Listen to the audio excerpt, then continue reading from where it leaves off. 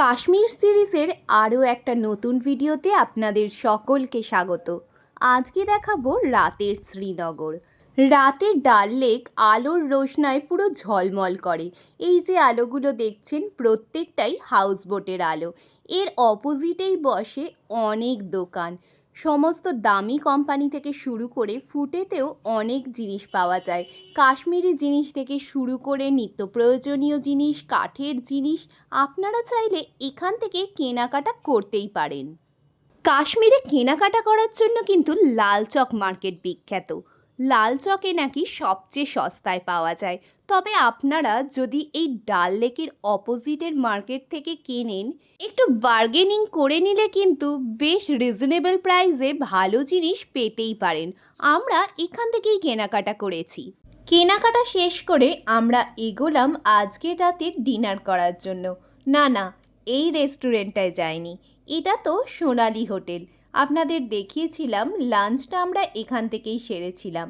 দুপুরে তাই বাঙালি খাবার খাওয়ার পর ভাবলাম রাতের বেলা আমরা কাশ্মীরি খাবার খাই। তাই জন্য আমরা চলে গেছিলাম অথেন্টিক কাশ্মীরি ওয়াজওয়ান ট্রাই করতে। বাইরেটা তো এরম গাছগাছালি দিয়ে সাজানো বটেই, তার সঙ্গে দেখলাম ভেতরেও বেশ ভালো সাজানো গোছানো অ্যাম্বিয়েন্স। ফার্স্টেই অর্ডার করলাম কুটুসের জন্য একটা স্যুপ। সত্যি বলতে আমাদের এইটাই ছিল ফার্স্ট ওয়াজওয়ান ট্রাই করা, তাই জন্য কেমন খেতে হবে ঠিক আইডিয়া ছিল না।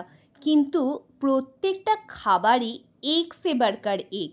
আর সত্যি বলতে এই এতগুলো খাবার খাওয়ার পরও আমাদের কিন্তু সেরম কোনো কষ্টই হয়নি।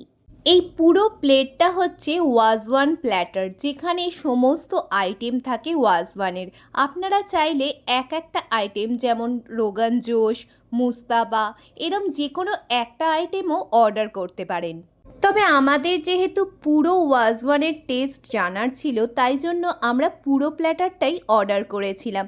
এইটা হচ্ছে শিক কাবাব, এটা মাটন রিবস, এটা চিকেন তন্দুরি, এটা রিশতা যেটা মিট বল, গোস্তাবা, এটা রোগান জোশ, এটা চিলি কোরমা, আর এটা হচ্ছে পনির, এটা কি নাম, টমেটো পিউরি পনির।